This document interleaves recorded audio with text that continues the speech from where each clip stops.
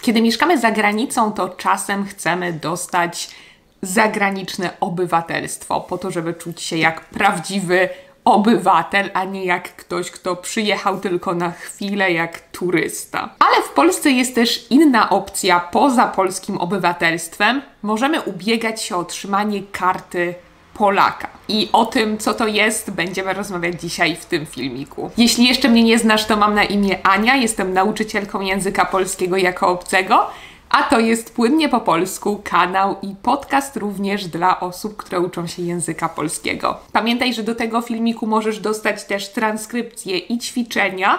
To wszystko publikuję na moim Patreonie, więc zapraszam Cię tam bardzo, bardzo serdecznie. Link do Patreona znajdziesz w opisie tego filmiku. Karta Polaka, jak już powiedziałam wcześniej, to nie jest to samo co obywatelstwo polskie i możemy dostać ją niezależnie od tego, czy jesteśmy polskimi obywatelami, czy nie. Więc nie chodzi o to, że jesteśmy Polakami, jeśli mamy kartę Polaka, ale jest to taki dokument, który potwierdza, który mówi, że jesteśmy częścią tego narodu polskiego. Nie każdy może dostać jednak kartę Polaka. Jakie są kryteria? Kto może ubiegać się o kartę Polaka? Więc najważniejsze to jest to, że trzeba mieć polskie pochodzenie. Musimy w jakiś sposób udowodnić, że albo któreś z naszych rodziców, albo któreś z naszych dziadków, albo któreś z naszych pradziadków było polskiej narodowości. To był Polak albo to była Polka i my też mamy w sobie jakieś korzenie polskie. Poza tym musimy znać język polski, ale tylko na poziomie podstawowym. Przynajmniej takie są teoretyczne wymagania, że musimy na podstawowym poziomie komunikować się, znać język polski i kultywować tradycje polskie cały czas. Więc teoretycznie wymagania mówią o podstawowej znajomości języka polskiego, ale tak naprawdę, kiedy mamy egzamin, to jest to rozmowa z konsulem. Więc trudno mówić po polsku na poziomie bardzo podstawowym i mieć rozmowę z konsulem o rzeczach dosyć zaawansowanych, bo jednak, jak zaraz się przekonacie, bo będziemy o tym mówić bardziej szczegółowo, jednak pojawiają się tam dosyć trudne tematy.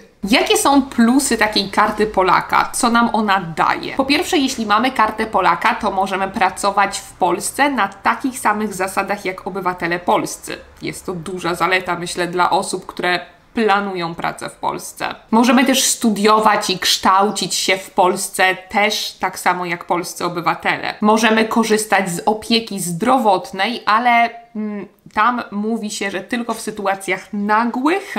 Nie dochodziłam do tego, czym są dla nich nagłe sytuacje, więc tutaj może nie chodzi o całą opiekę zdrowotną. Poza tym, jeśli korzystamy z transportu publicznego, na przykład z pociągu, to możemy korzystać ze zniżki. Mamy 37% ulgi, więc warto mieć kartę Polaka. Jeśli mamy kartę Polaka, to nawet są niektóre muzea, które proponują bezpłatne wejścia dla osób, które mają taką kartę Polaka, więc warto się też zorientować w tym temacie. Poza tym to też duża zaleta dla osób, które muszą mieć wizę, żeby przyjechać do Polski. Jeśli macie kartę Polaka, to nie musicie płacić za wizę. I też bardzo duża zaleta, jeśli zdecydujecie się na mieszkanie na stałe w Polsce, jeśli będziecie chcieli mieszkać w Polsce na stałe i złożycie wniosek o taki pobyt stały, to możecie ubiegać się o świadczenie, czyli o pieniądze, o zasiłek, który będzie Wam przyznawany przez 9 miesięcy jako taka pomoc finansowa, bo chcecie wrócić do Polski, bo macie polskie korzenie. Ale tak jak powiedziałam, wcale nie jest tak łatwo dostać kartę Polaka. Wydaje się to nieskomplikowane, wydaje się, że musimy znać polski tylko na poziomie podstawowym, że wystarczy mieć jakieś dokumenty i wszystko będzie w porządku. Nie do końca tak to wygląda w praktyce. Jeśli zdajecie egzamin w Polsce, może w innych krajach, jeśli go zdajecie, to jest inaczej, ale jeśli zdajecie go w Polsce, to egzamin jest po polsku, a pytania dotyczą tradycji, historii, kultury i właściwie wszystkiego, co związane z Polską, ważnych osób w Polsce na przykład i tak dalej. Pytania właściwie mogą dotyczyć wszystkiego. Jeśli chodzi o historię, to musicie znać bardzo dobrze daty najważniejsze i też te mniej ważne. I musicie w ogóle dobrze znać historię, musicie znać królów Polski i wszystko, co działo się w Polsce od początku jej istnienia. Pamiętajcie, że jeśli przygotowujecie się do tego egzaminu, to mam podcasty o historii Polski. Oczywiście jeszcze nie dotyczą całej historii Polski, ale mam nadzieję, że w przyszłości tak będzie, więc wstawiam Wam linki do tych podcastów, które już są, możecie ich sobie posłuchać. Musicie znać też daty świąt, które obchodzi się w Polsce i nie chodzi tylko o takie podstawowe święta jak Boże Narodzenie czy Święto Konstytucji. Musicie wiedzieć też takie rzeczy jak kiedy jest Dzień Babci, kiedy jest Dzień Matki i musicie znać tradycje. Co robimy w te dni świąteczne? Co robimy w Boże Narodzenie? Co jemy? Które dni są w Polsce wolne od pracy? Na przykład. Jeśli przygotowujecie się do tego egzaminu, to w internecie znajdziecie sporo pomocnych, przykładowych pytań. Więc trudno nauczyć się tego wszystkiego, jeśli nie mówimy jeszcze dobrze po polsku i nie rozumiemy tego tak sami z siebie. Dlatego dobrze najpierw skupić się na tym, żeby chociaż nauczyć się tego polskiego na poziomie powiedzmy B1, na jakimś poziomie średnio zaawansowanym i dopiero potem przygotowywać się do karty Polaka, kiedy już znamy w miarę język. Niektórzy myślą, że mogą przygotować się do tego egzaminu bez w ogóle znajomości polskiego i tylko nauczyć się tych pytań wszystkich na pamięć, odpowiedzi na pamięć. Nie do końca tak jest. Pytania też mogą być trudniejsze, to oczywiście zależy od konsula i to jest chyba najgorsze w tym egzaminie, że jest to egzamin ustny, więc jest dosyć subiektywny z konsulem. Dlatego jeśli nie zdacie, to nie przejmujcie się tym aż tak bardzo, bo po prostu może traficie w przyszłości na innego konsula i będzie lepiej. Pamiętajcie też, że większość z tych pytań, które zostaną Wam zadane, byłaby też trudna dla Polaków.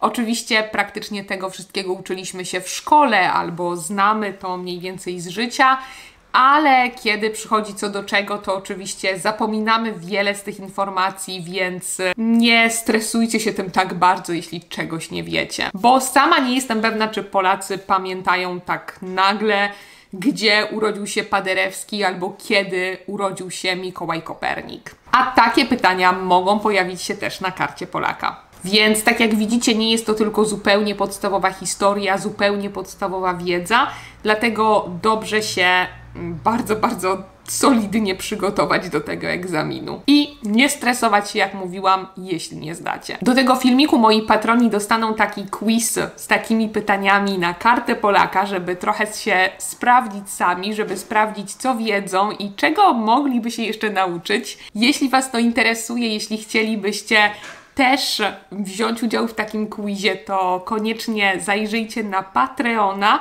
Na Patreonie mamy też spotkania grupowe, spotkania indywidualne i o wiele więcej, dodatkowe podcasty, filmiki, grupę na WhatsAppie, więc jest naprawdę w czym wybierać. Dlatego jeśli macie ochotę, to koniecznie tam zajrzyjcie, jeśli to jest forma nauki dobra dla Was. A przy okazji bardzo dziękuję tym osobom, które już tam są, które mnie wspierają, które wspierają ten projekt, bo tak naprawdę jest to jedyna forma wsparcia tego projektu, więc bardzo Wam za to dziękuję. Ale dziękuję oczywiście Wam wszystkim za to, że obejrzeliście ten filmik.